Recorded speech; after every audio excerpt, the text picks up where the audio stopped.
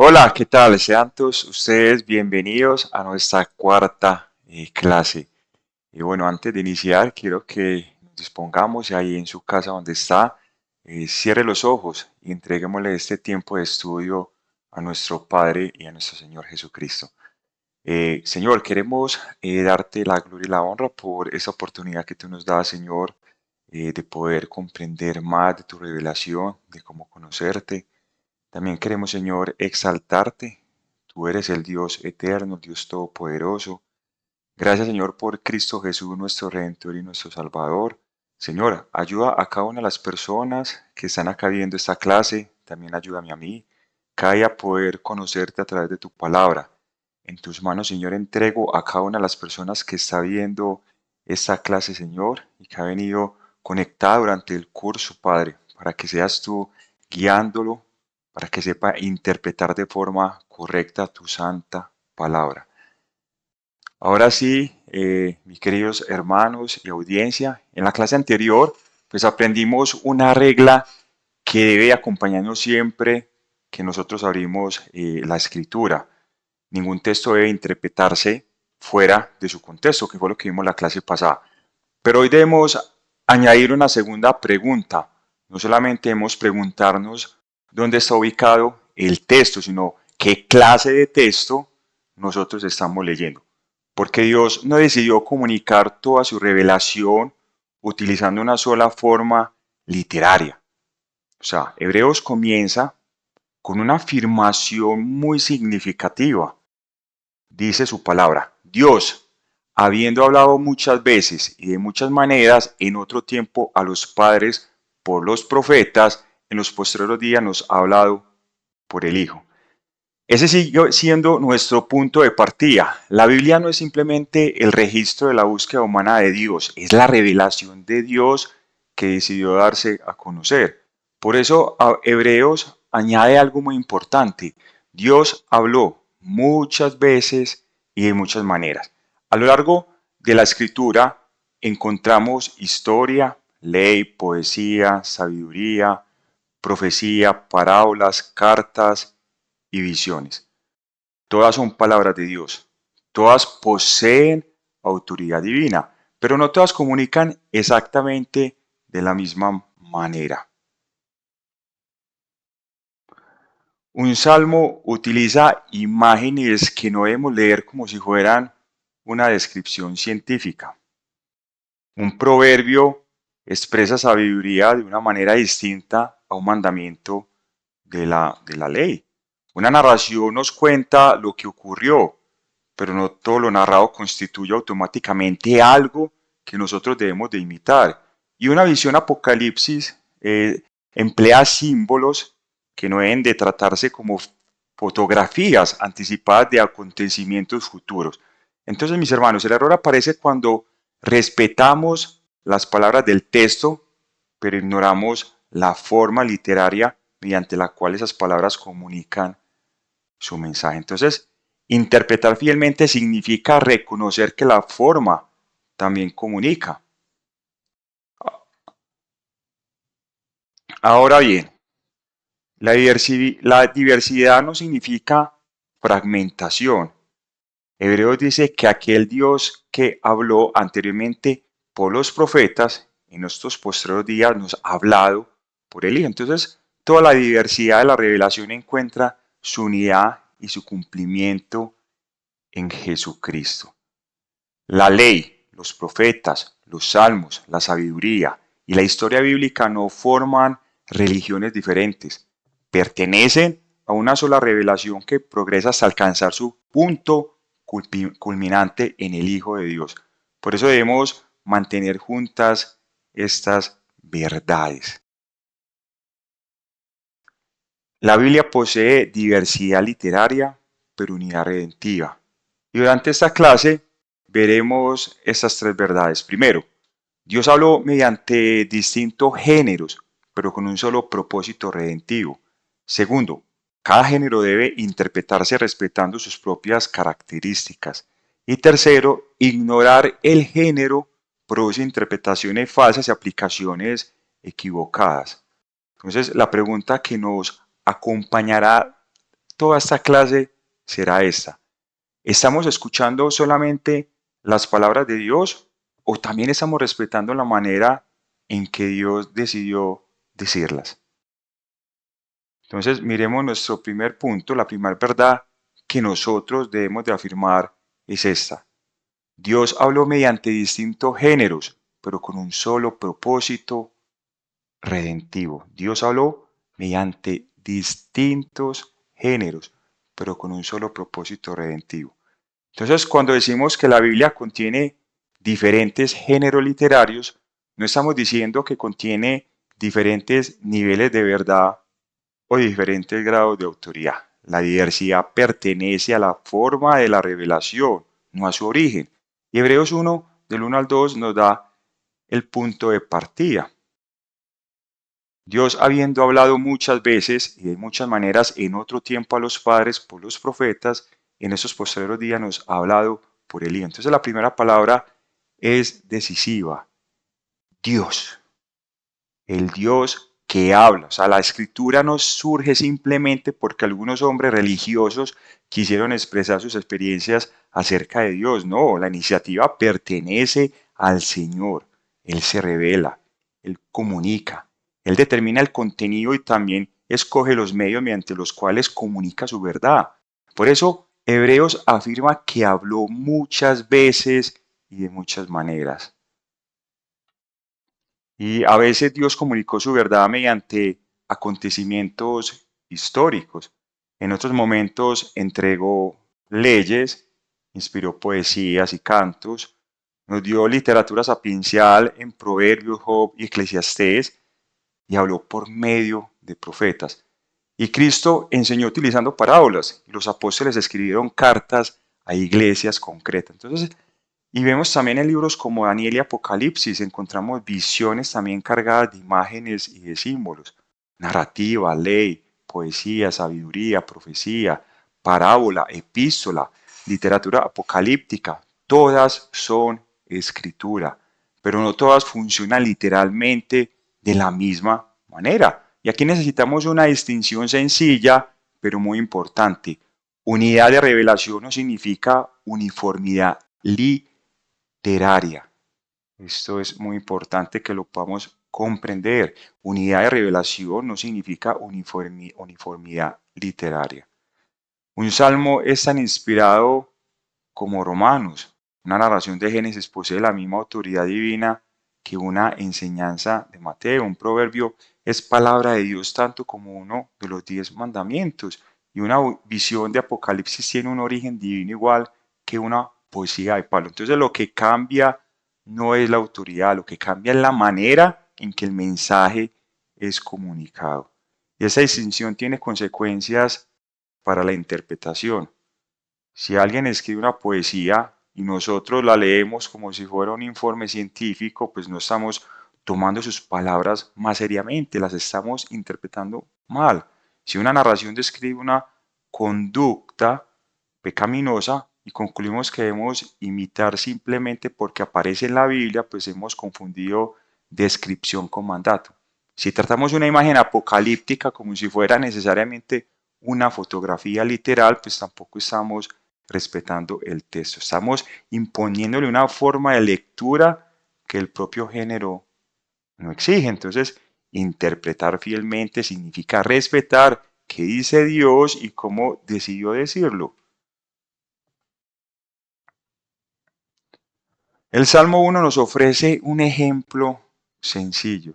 El salmista describe al hombre bienaventurado que no anda en consejo de malos, sino que se deleita en la ley de Jehová y medita en ella de día y de noche. Entonces dice, será como árbol plantado junto a arroyos de aguas que da fruto en su tiempo y su hoja no cae. O sea, ¿qué está diciendo el salmista? No está enseñando nada de botánica, no pretende describir físicamente al creyente como un árbol. Está utilizando una comparación poética. El árbol plantado junto al agua comunica estabilidad, alimento y fecundidad y también permanencia. La imagen permite que la verdad no solamente sea afirmada, sino también completada. El justo cuya vida está arraigada en la palabra de Dios es semejante a un árbol que recibe continuamente aquello que necesita para vivir y dar fruto. Esa es precisamente una de las riquezas de la poesía bíblica. La metáfora no disminuye la verdad, la comunica de una manera particular. Por eso interpretar literalmente la Biblia no significa eliminar toda figura literaria. Interpretar literalmente significa interpretar el texto conforme a la literatura que realmente tenemos delante. Cuando el escritor utiliza metáfora, reconocemos metáfora. Cuando narra historia, reconocemos historia. Cuando formula un mandamiento, reconocemos mandato. Cuando presenta una visión simbólica, respetamos su carácter simbólico. Ahora bien, esta diversidad podría hacernos pensar que la Biblia es simplemente una colección de libros religiosos unidos posteriormente, pero Hebreo nos muestra exactamente lo contrario. Dios, el Dios que habló en otro tiempo, es el mismo que en los posteriores días nos ha hablado por medio del Hijo. Hay diversidad, pero también hay progreso. La revelación avanza. Podemos presentarlo de manera sencilla. Creación, caída, promesa, pacto, redención, Cristo, iglesia y consumación. No son historias independientes, son momentos de una sola historia gobernada por Dios. O sea, la creación establece el escenario, la caída revela la tragedia del pecado y la promesa anuncia que Dios traerá redención. Los pactos desarrollan esa promesa dentro de la historia. Los profetas alimentan la esperanza y finalmente aparece Cristo. Hebreo no dice simplemente que Dios habló por medio de una forma literaria adicional. Dice, en esos postreros días nos habló por medio del Hijo. Cristo es la culminación de la revelación histórica de Dios. Eso es algo que nos tiene que quedar muy claro. La ley, la poesía, la profecía, la historia bíblica no pierden su identidad cuando llegan a Cristo. Encuentran en Él su lugar dentro del propósito completo de Dios. La ley revela la santidad divina y prepara para comprender nuestra necesidad de redención. Los profetas anuncian juicio y esperanza. Los salmos expresan la vida del pueblo del pacto y alimentan la expectativa mesiánica. La sabiduría enseña a vivir dentro del orden creado por Dios.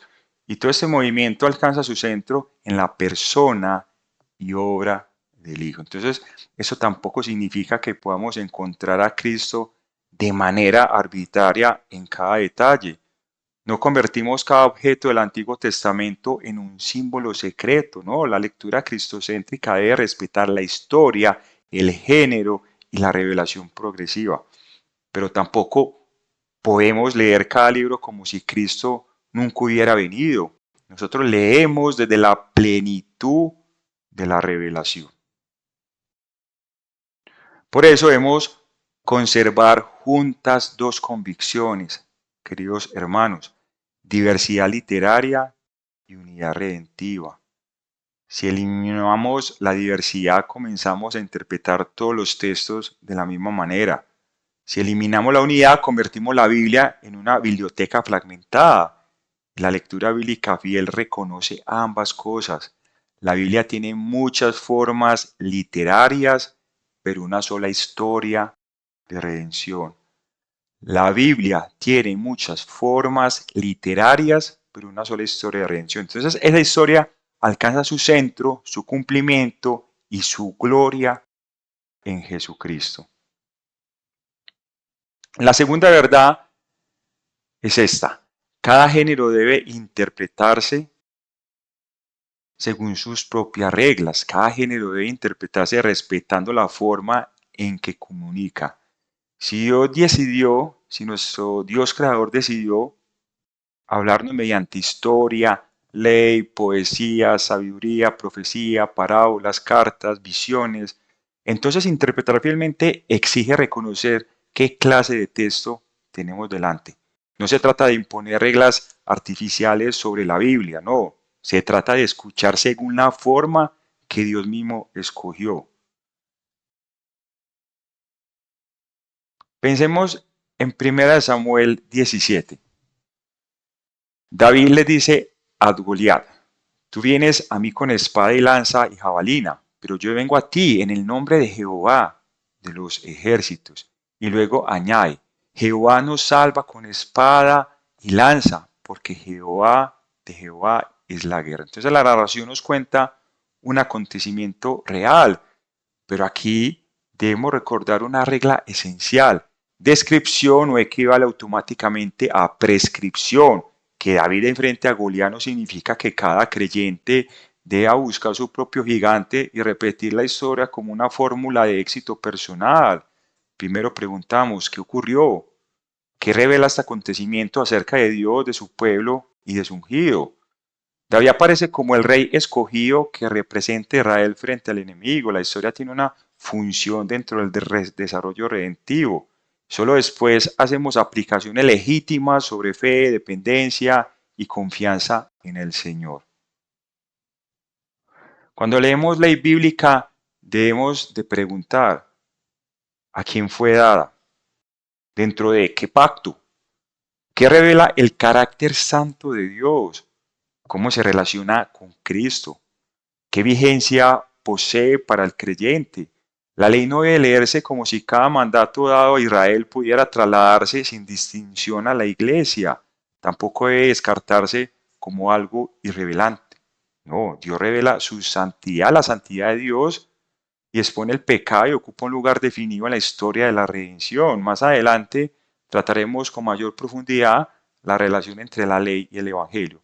Por ahora basta entender esta regla: el mandato debe interpretarse dentro de su pacto y de su función redentiva. Ya vimos el Salmo 1, el justo será como árbol plantado junto a arroyos de aguas. Eso es poesía. La imagen comunica estabilidad y fecundidad. Los salmos utilizan metáforas, paralelismos, repeticiones, hipérboles e imágenes. Y leer poesía finalmente no significa eliminar esas figuras para buscar detrás de ellas una lectura más literal. La figura es precisamente el medio mediante el cual se comunica esa verdad. Y Proverbios 26 nos ofrece un ejemplo especialmente útil.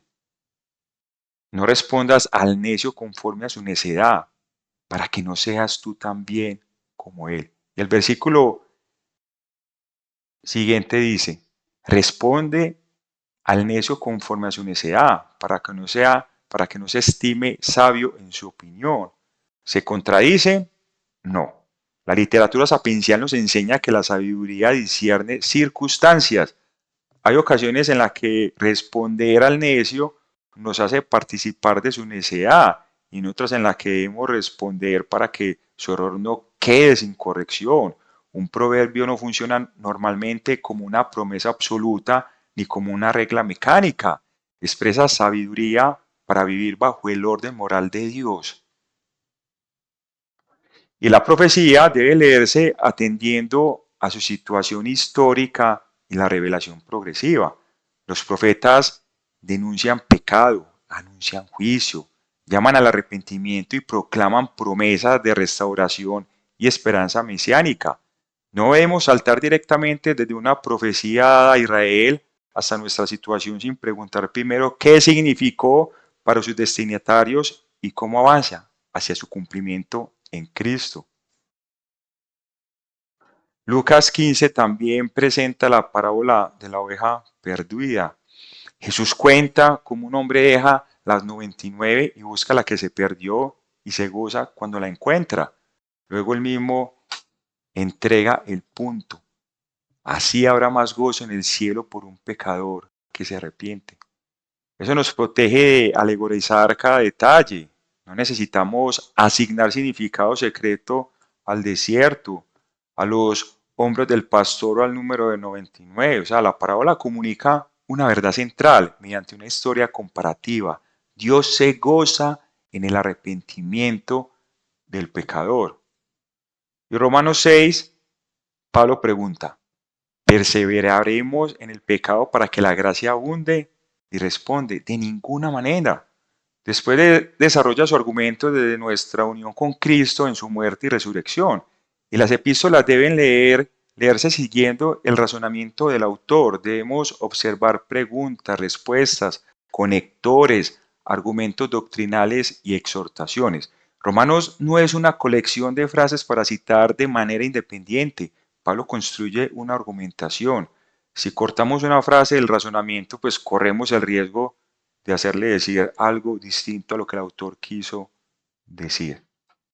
Y Apocalipsis 1 describe al Hijo del Hombre con ojos como llama de fuego, pie semejante al bronce bruñido y una espada aguda que sale de su boca. La pregunta no es si Juan realmente vio una visión, o sea, la vio.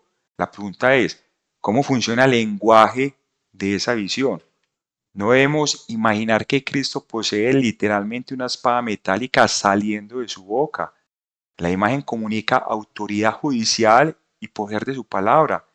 La literatura apocalíptica utiliza símbolos, números, visiones y numerosos ecos del Antiguo Testamento. Por eso debemos resistir la tentación de convertir cada imagen en una tecnología, una nación o un personaje contemporáneo. Y aquí está la regla que une todo este punto. Interpretamos el texto literalmente cuando lo interpretamos según la literatura que realmente es. Literal no significa sin metáforas, símbolos o imágenes. Significa respetar la intención comunicativa del autor. Una narración debe leerse como narración, un proverbio como sabiduría, un poema como poesía, una parábola como parábola y una epístola siguiendo su argumento y una visión apocalíptica respetando su lenguaje simbólico. Entonces, la pregunta correcta no es solamente qué palabras aparecen aquí. También debemos de preguntar, ¿cómo está comunicando Dios esta verdad? Y cuando respetamos el género, no debilitamos la escritura, la escuchamos con mayor precisión. La tercera verdad de esta clase es esta. Ignorar el género literario no es un error menor. Mis amigos, puede producir interpretaciones falsas y aplicaciones equivocadas. Hasta ahora hemos visto que Dios utilizó distintas formas literarias y que cada una debe ser leída según su naturaleza. Ahora debemos mirar el problema desde el otro lado, que ocurre cuando no respetamos esa forma. El resultado puede ser una lectura que utiliza palabras bíblicas, pero llega a conclusiones que el texto realmente nunca quiso enseñar. Entonces, Jueces 6 relata que Gedeón dijo a Dios, si tú has de salvar a Israel por mi mano, como has dicho, he aquí que yo pondré un vellón de lana en la era. Después pidió una segunda señal y Dios respondió a ambas. Y algunos toman este relato como un método para conocer la voluntad de Dios. Yo también voy a poner un vellón, pero aquí debemos recordar lo aprendido, que la Biblia describa una acción no significa que la prescriba. El texto no presenta el vellón como una orden para todos los creyentes. De hecho, Dios ya había dicho a Gedeón lo que haría.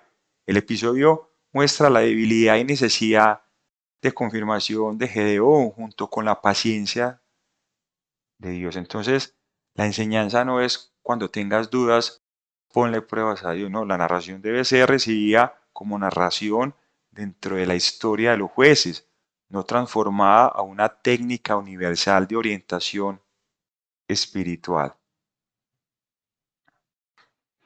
Proverbios 22, 6 dice, instruye al niño en su camino, aun cuando sea viejo no se apartará de él. Y ese texto contiene verdadera sabiduría divina acerca de la formación de los hijos, pero el género sapiencial debe ser respetado. Un proverbio normalmente expresa cómo funciona ordinariamente la vida bajo el orden moral establecido por Dios. No funciona siempre como una promesa contractual que elimina toda excepción. Por eso debemos decir a unos padres, si su hijo se apartó, necesariamente significa que ustedes jamás lo instruyeron correctamente. No, porque eso puede colocar sobre la conciencia una carga que el proverbio no pretendía imponer. La responsabilidad de los padres es real, la formación bíblica importa profundamente, pero la salvación de un hijo no está mecánicamente controlada por la técnica educativa de los padres.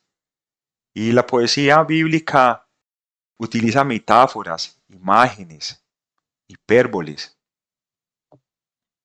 Y cuando el Salmo 1 afirma que el justo será como árbol plantado junto a arroyos de aguas, nadie debería concluir que el creyente se convierte físicamente en un árbol. Parece obvio, pero el principio importa.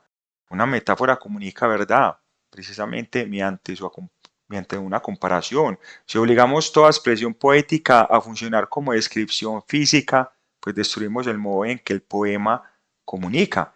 O sea que interpretar fielmente no significa eliminar la figura, sino comprender lo que la figura está expresando. También en Lucas 15 Jesús habla de una oveja perdida y un pastor que la busca, como vimos, y que el gozo es cuando es encontrada. Y Cristo mismo señala el énfasis. Así, habrá más gozo en el cielo por un pecador que se arrepiente. Entonces podríamos empezar a preguntar qué representan exactamente los hombros, el desierto, la casa, los vecinos o cada una de las 99 ovejas.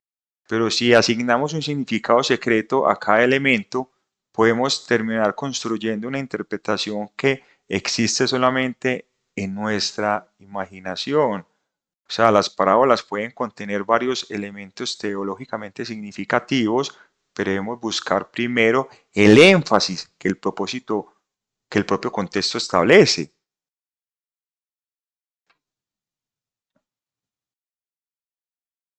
Y vemos también que Apocalipsis 1 describe a Cristo con ojos como llama de fuego, pies semejantes a bronce bruñido y una espada aguda de dos filos saliendo de su boca. Entonces el texto comunica realidades verdaderas, pero mediante lenguajes visionarios y simbólicos.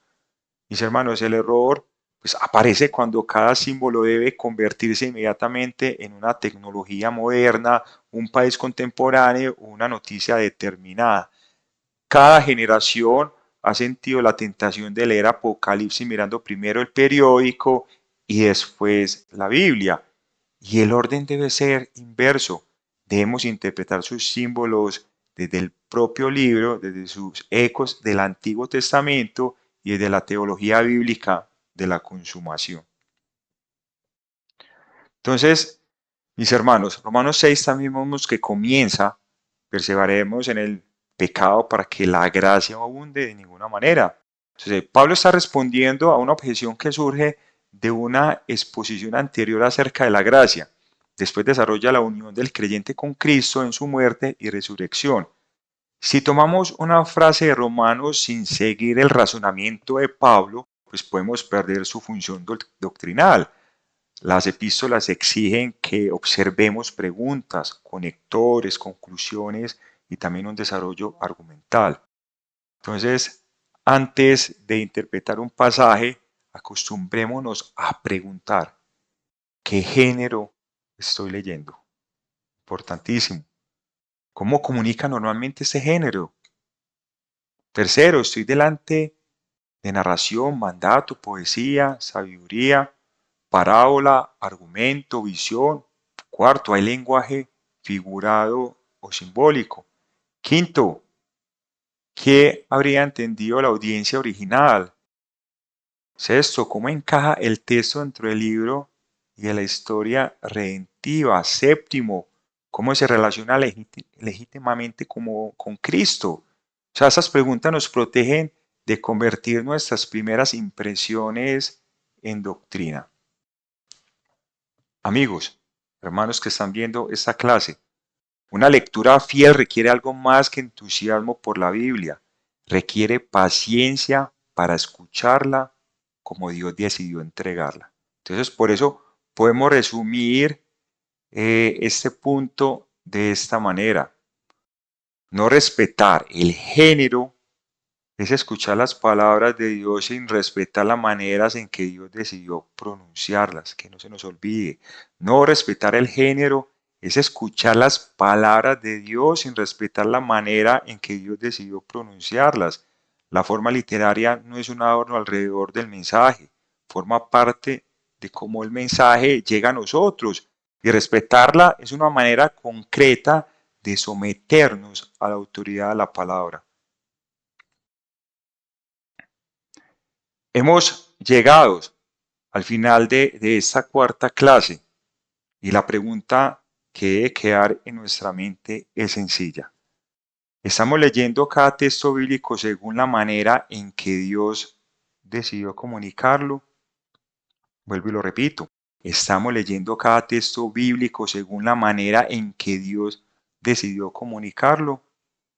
Hoy vimos en primer lugar que Dios habló mediante distintos géneros, pero con un solo propósito redentivo.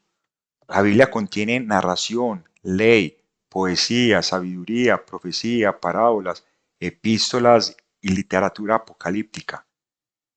Esa diversidad no fragmenta la escritura. El mismo Dios habla en todas ellas y toda la revelación avanza hacia el cumplimiento en Jesucristo. La Biblia posee muchas formas literarias, pero una sola historia de redención. Y en segundo lugar, aprendimos que cada género debe interpretarse respetando sus características. Una narración describe acontecimientos, pero no todo lo narrado se convierte automáticamente en un mandato. La poesía, la poesía utiliza imágenes, metáforas y paralelismos. Los proverbios expresan sabiduría y no deben transformarse mecánicamente en promesas absolutas.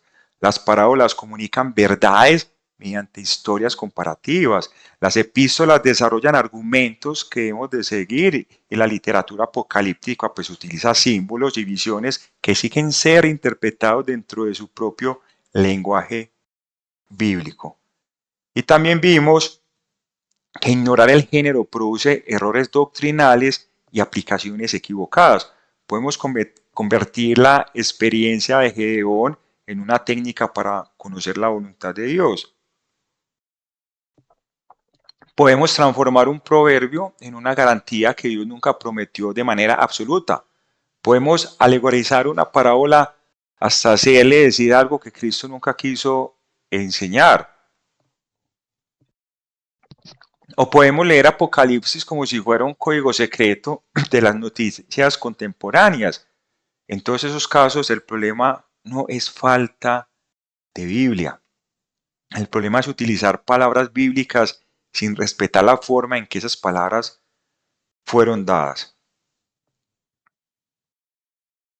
Por eso, a partir de esta clase debemos acostumbrarnos a formular dos preguntas cada vez que nosotros abrimos las Santas Escrituras.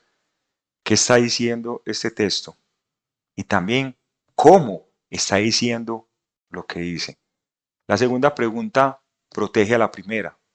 Reconocer el género no debilita la lectura bíblica, nos permite escuchar con mayor precisión al Dios que decidió revelarse mediante una rica diversidad de formas. Y toda esa diversidad encuentra su centro en Cristo.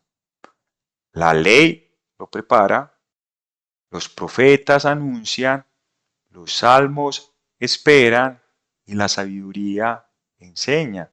Los evangelios revelan al Hijo, las epístolas explican las implicaciones de su obra y la literatura apocalíptica dirige nuestra esperanza hacia la consumación de su reino.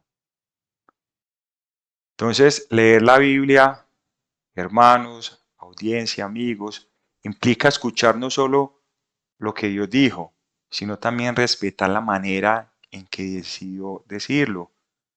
Que el Señor nos conceda humildad para no imponerle nuestra forma de leer a su palabra, sino aprender a recibirla tal como Él quiso, entregándola. Que el Señor los bendiga. Espero que esta clase haya sido de su edificación y nos vemos en la próxima clase. Que el Señor los bendiga.